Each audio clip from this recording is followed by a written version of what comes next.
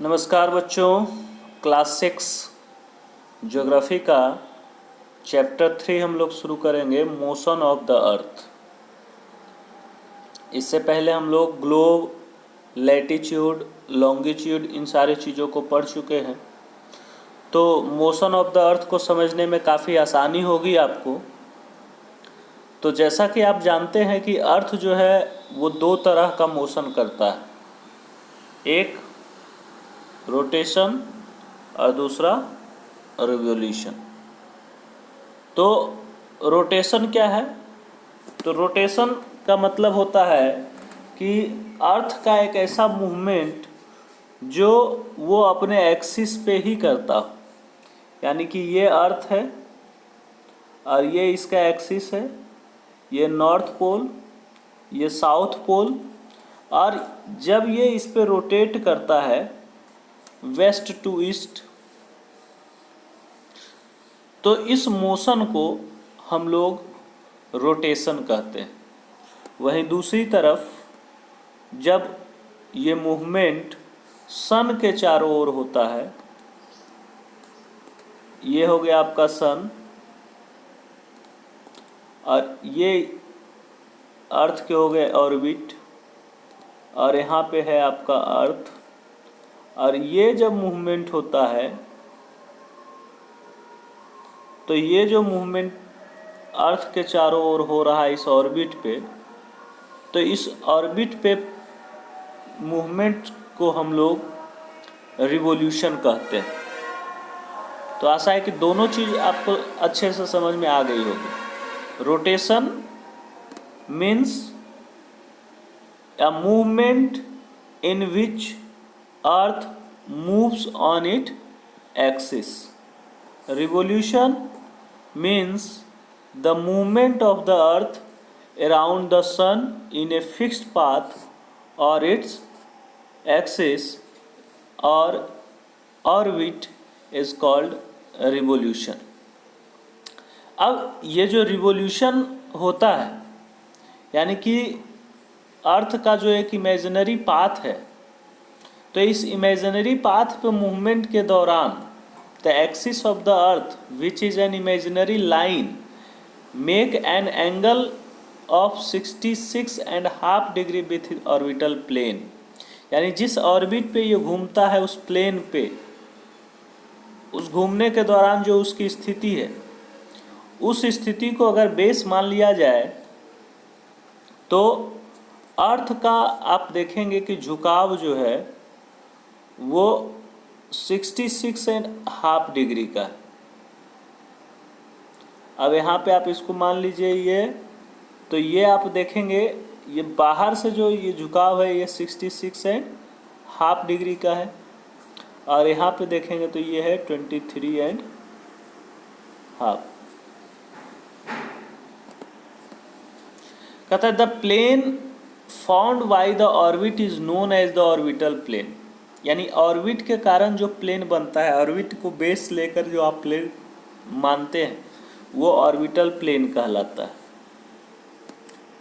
And due to the spherical shape of the earth only half of its get light from the sun at a time. Earth light के लिए सन पे dependent है। जितने भी planet होते हैं, जैसा कि आप जानते हैं, सभी प्लैनेट लाइट के लिए किसी न किसी स्टार पे डिपेंडेंट होते हैं। तो सोलर सिस्टम में जितने भी प्लैनेट हैं सभी प्लैनेट सन पे डिपेंडेंट होते हैं लाइट के लिए।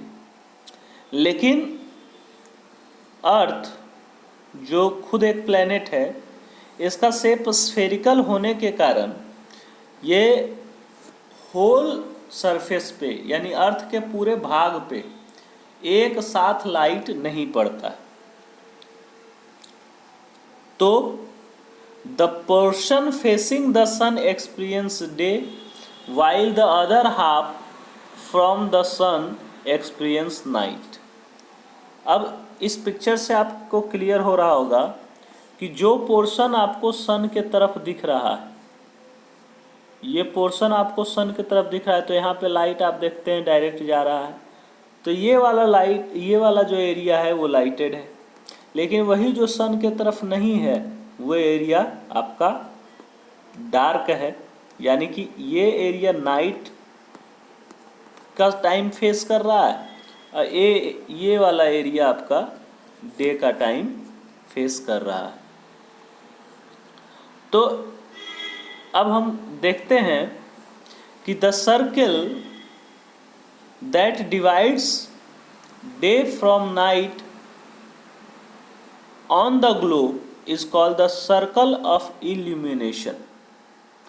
अब ये जो लाइन आप एक देख रहे हैं, जो डार्क लाइटेड एरिया और डार्क एरिया को बीच से बांट रही है, ये लाइन आपका कहलाता है सर्कल ऑफ इल्यूमिनेशन।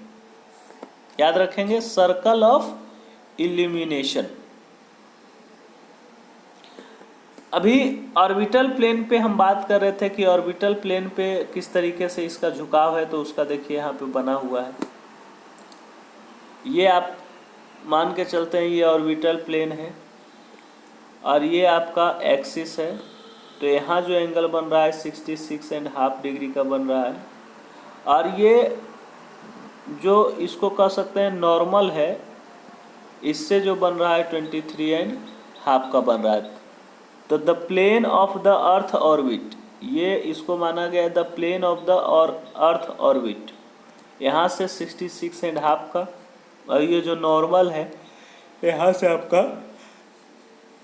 23.5 का, यानी ये ऑर्बिटल प्लेन का टोटल डिस्क्रिप्शन आपका दिया था। The vertical line from the earth's orbital plane, जिसको हम नॉर्मल बोल रहे थे। This circle does not coincide with the axis as you seen in the picture.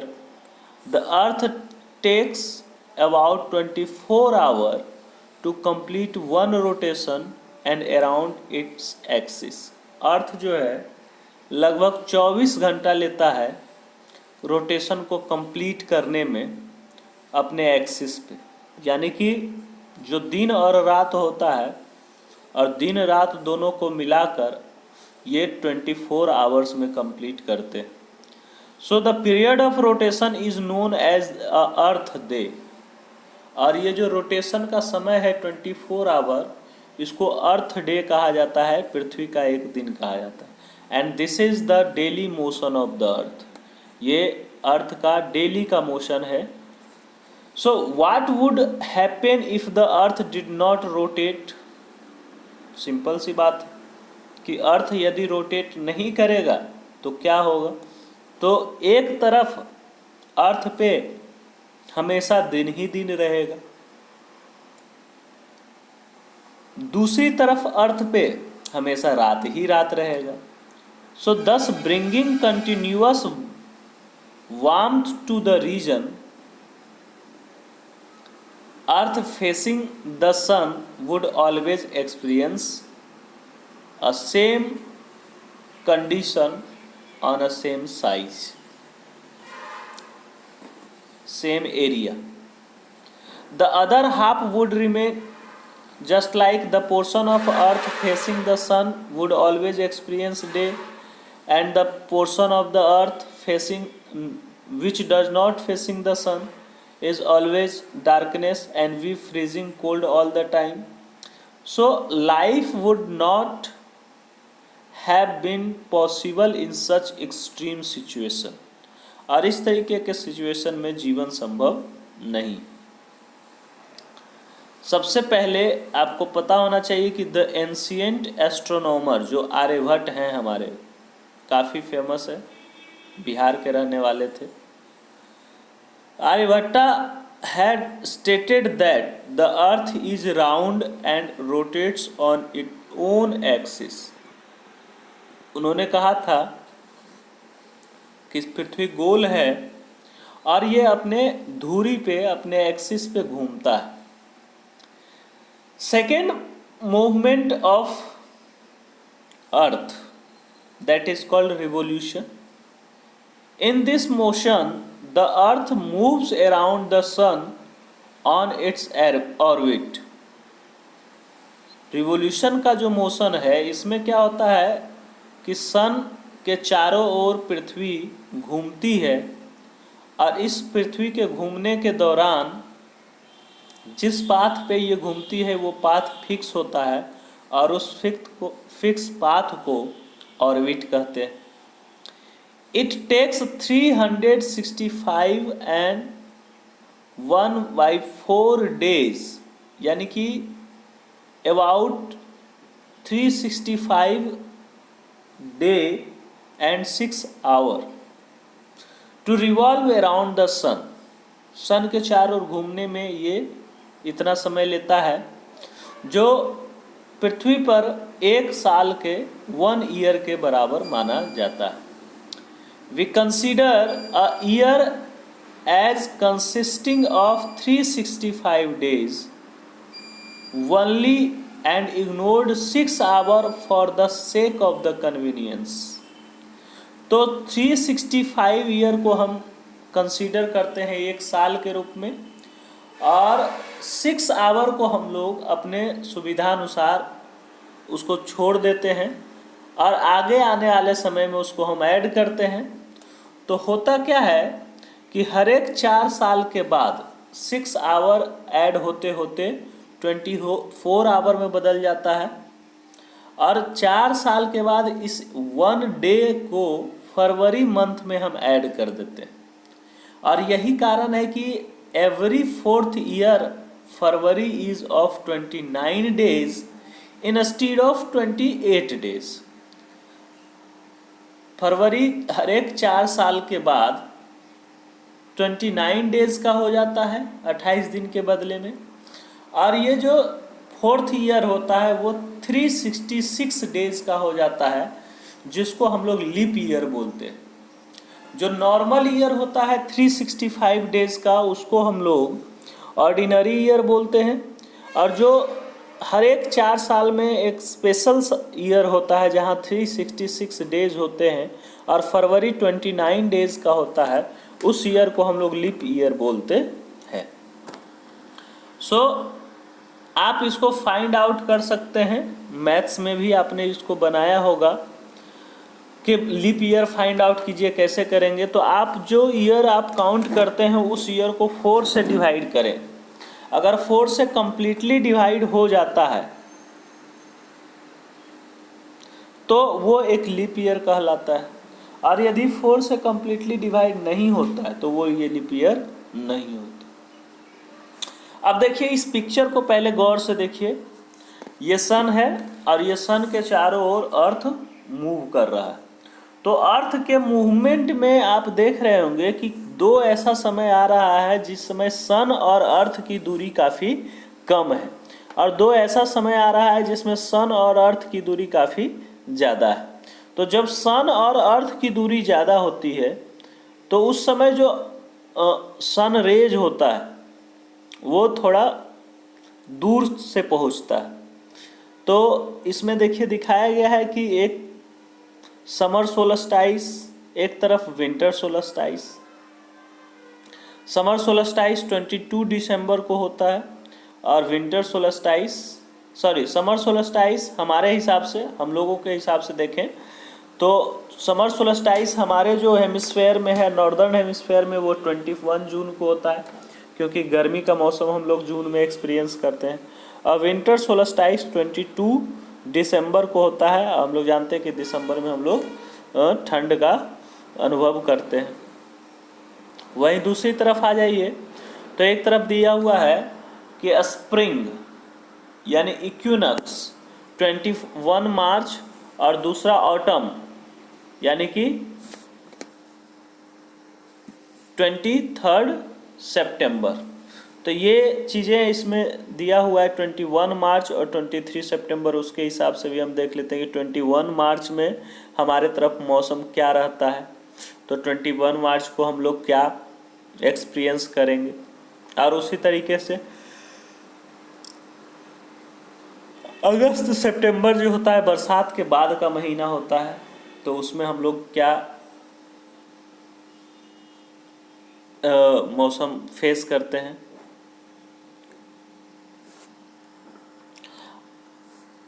चलिए आगे हम लोग देखते हैं। 6 आवर सेव्ड एवरी, ये तो हमने पढ़ लिया।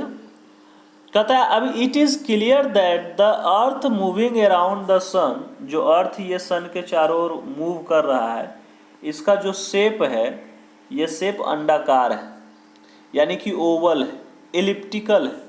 और इसलिए हम कह सकते हैं कि the earth is going around the sun is an elliptical orbit, ये एलिप्टिकल ऑर्बिट में मूव करता है।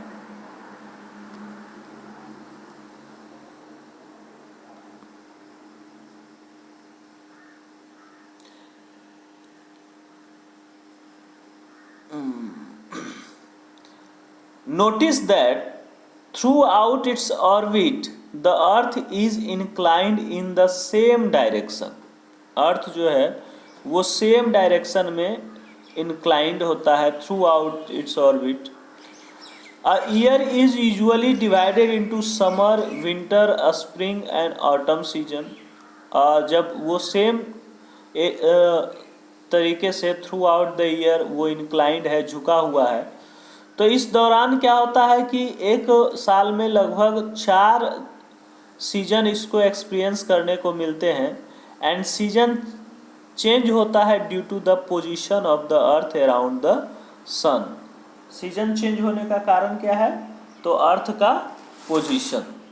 अर्थ जिस तरीके से इंक्लाइंड है तो सन रेज के अर्थ के सरफेस में पहुंचने में जो चेंजेज आ रहे हैं, जो डिफरेंसेस देखने को मिल रहे हैं, उस डिफरेंसेस के आधार पे सीजन को डिसाइड किया गया है कि कौन कब कौन सा सीजन कौन सा एरिया एक्सपीरियंस करेगा। तो यहाँ आपको दिखाया गया है, देखिए एक एक्सपेरिमेंट करके कि एक पेंसिल लीजिए, 2 पिन लीजिए, थ्रेड से उसको बांध दीजिए, है ना, और put the loop on a paper and close the 2 pin side the loop, the hold the pencil and draw the line keeping a thread tight and moving the pencil along it. The figure represent an elliptical. अब इस figure को देखते हैं 3.3 को, ये जो आपका figure है,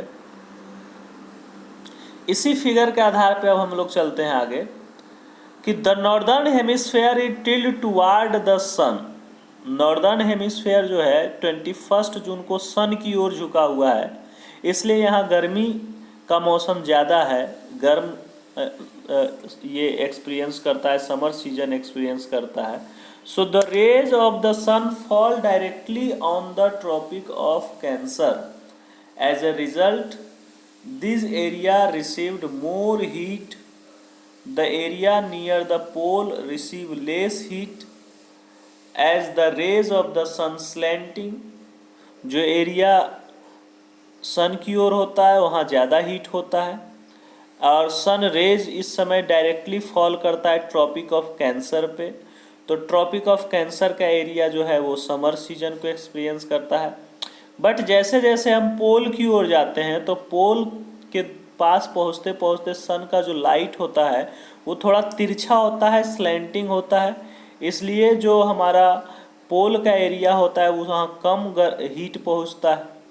the northern pole inclined toward the sun and the place beyond the Arctic Circle experience continuous daylight for about 6 months।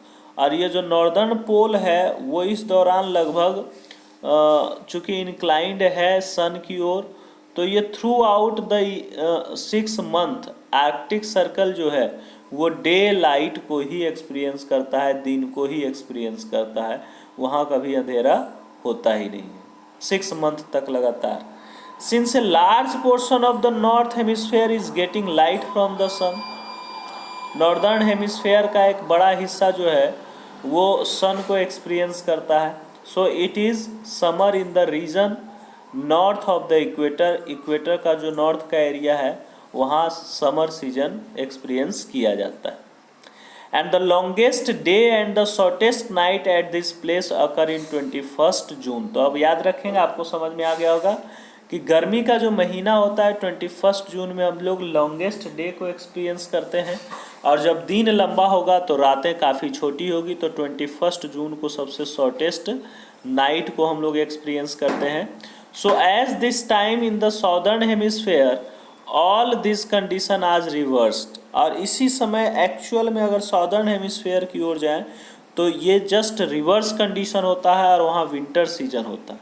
So night are longer than the days, वहाँ नाइट ज़्यादा लंबा होता है और दिन काफ़ी छोटा होता है। And this position of the earth is called summer solstice. तो याद रखेंगे, हम अपने हिसाब से देखेंगे, हम लोग अपने मौसम के हिसाब से देखेंगे। हम लोग नॉर्दर्न हेमिस्फेयर में हैं, तो नॉर्दर्न हेमिस्फेयर अगर समर सीजन को एक्सपीरियंस करता है तो समर सोलस्टाइस, और सॉदर्न हेमिस्फेयर उसी समय अपोजिट डायरेक्शन में विंटर सीजन को एक्सपीरियंस करता है तो वो कहलाता है विंटर सोलस्टाइस। तो चलिए एक बार नज़र दौड़ा लेते हैं इस पिक्चर पे कि वहाँ क्या कंडीशन है। तो ये देखिए, सॉदर्न हेमिस्फेयर विंटर और नॉर्दर्न हेमिस्फेयर समर। अब आगे हम लोग चलते हैं। इसके बाद जो नेक्स्ट पॉइंट है, ऑन 22 दिसंबर, जस्ट दूसरी तरफ जब ये पहुंचता है तो चूंकि इंक्लिनेशन जो है अर्थ का वो फिक्स है, तो ये जो झुकाव पहले जो इस तरफ अर्थ का यानी नॉर्दर्न हेमिस्फेयर का सन की ओर था, ये झुकाव अपोजिट डायरेक्शन में पहुंचते पहुंचते सन से दूर चला जाता है और साउदर्न हेमिस्फेयर सन की ओर आ जाता है। तो 22 दिसंबर को जो ट्रॉपिक ऑफ कैंसर है वो डायरेक्ट सन रेज के सामने होता है, and south pole tilts toward its, और साउथ पोल सन की ओर होता है, जिसके कारण सन जो है ट्रॉपिक ऑफ कैप्रिकॉर्न पे 23.5 डिग्री ऑफ साउथ का जो ट्रॉपिक है, जो लैटिट्यूड है, उस पर वर्टिकली होता है। और धीरे धीरे जैसे जैसे पोल की ओर बढ़ते हैं हम, तो पोल पे थोड़ा जाते जाते ये एरिया स्लैंटिंग हो जाता है, ये रेज जो होते हैं वो तिरछा हो जाते हैं, जिसके कारण सॉदर्न हेमिस्फेयर लाइट को तो एक्सपीरियंस करता है लेकिन हीट काफ़ी कम इसको मिल पाता है, और गर्मी जो होता है मेन सबसे ज़्यादा कैप्रिकॉर्न पे होता है। So therefore it is the summer in southern hemisphere with longer days and shorter night, but at the reverse happen in the northern hemisphere. इसी समय नॉर्दर्न हेमिस्फेयर पे जो पोजीशन होता है वो सन से दूर होता है, और सन से दूर होने के कारण यहाँ पे सनरेज काफ़ी देर से पहुँचता है, जिसके कारण यहाँ मौसम जो है वो ठंडी की होती है, विंटर की होती है, और इसलिए ये जो एरिया है वो विंटर सोलस्टाइस कहलाता है। यानी कि हम लोग 22 दिसंबर के दौरान ठंड का अनुभव करते हैं, तो नॉर्दर्न हेमिस्फेयर में विंटर है इसलिए हम लोग विंटर सोलस्टाइस कहते हैं, और वही अगर सॉदर्न हेमिस्फेयर की बात करें एट ए टाइम 22 दिसंबर को, तो वहाँ समर सोलस्टाइस चलता है। अब नेक्स्ट है 21 मार्च एंड 23 सितंबर। तो ये 21 मार्च और 23 सितंबर जो है, यहाँ पे डायरेक्ट सन जो है वो इक्वेटर पे पड़ता है, और सन रेज चूँकि दोनों पोजीशन में डायरेक्ट इक्वेटर पे पड़ता है, तो इस स्थिति को हम लोग इक्विनॉक्स कहते हैं।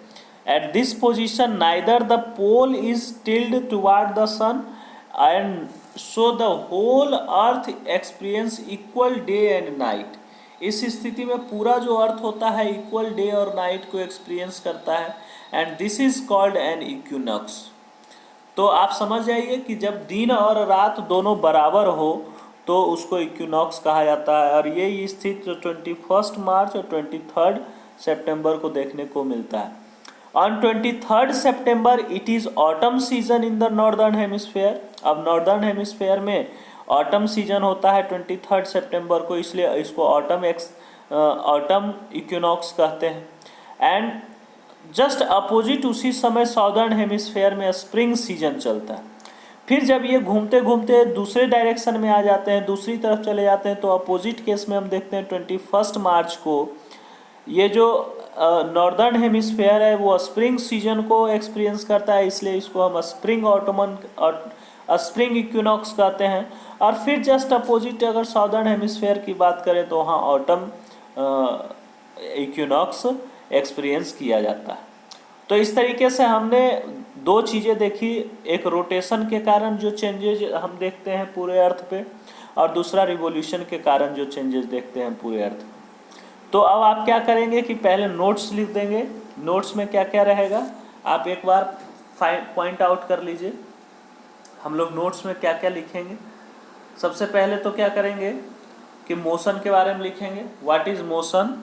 फिर मोशन का दो है, रोटेशन, रिवोल्यूशन, सबका शॉर्ट नोट्स लिखते चले जाएंगे। Orbital plane, circle of illumination, ये दोनों पिक्चर को आप ड्रॉ कर लेंगे, ये 3.1 एंड 3.2 को। फिर उसके बाद रिवोल्यूशन में ये जो दिया हुआ है कि एक दिन, एक साल का टोटल जो समय होता है वो क्या होता है, फिर इस पिक्चर को आप ड्रॉ कर लेंगे 3.3 को। फिर लीप ईयर क्या होता है, एलिप्टिकल ऑर्बिट क्या होता है, फिर आप summer solstice, winter solstice, autumn equinox, spring equinox, ये इतने सारे को आप क्या कर लेंगे, डिफाइन कर लेंगे। और उसके बाद ये जो एक्सरसाइज क्वेश्चन है इसको पूरा बना लेंगे और हमारे साथ शेयर करें। तो ये आपका चैप्टर खत्म हो गया। धन्यवाद।